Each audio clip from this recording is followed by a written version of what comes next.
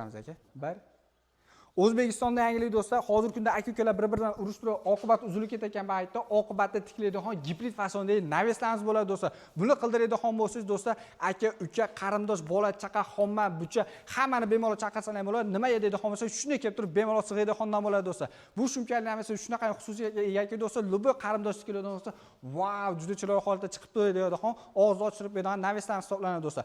Borig'i sut ekin narxlari atigi 280 ming so'mdan boshlab turib, ag'i yuqorilib ketaveradi. Xohlagan turlarda, xohlagan fasonlarni yasab berishaveradi do'stlar. Eng asosiysi do'stlar, buni qildiradigan bo'lsangiz do'stlar, qarindoshlar ham kelib turib, "Menga bitta qilib ber" deydigandan bo'ladi do'stlar.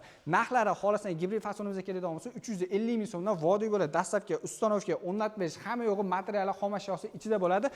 Uyda egasidan talab qilinadigan bo'lsa, yeb ichi yotog'ini ta'minlamasdan bo'ldi do'stlar. Agarda xohlasangiz Lexanli variantda deydigan bo'lsangiz, Lexanli variantimiz 400 ming so'mdan boshlab ag'i yuqolib ketadi. Kimga shunaqa sifatli xizmatlardan kerak bo'ladigan bo'lsa, o'sha usta akamiz nomerlarini pastda qoldirib, aloqaga chiqib olasiz. Soqqani bosib olishsa, chiroyli narxlarda kelishgan holatda qilib berishadi.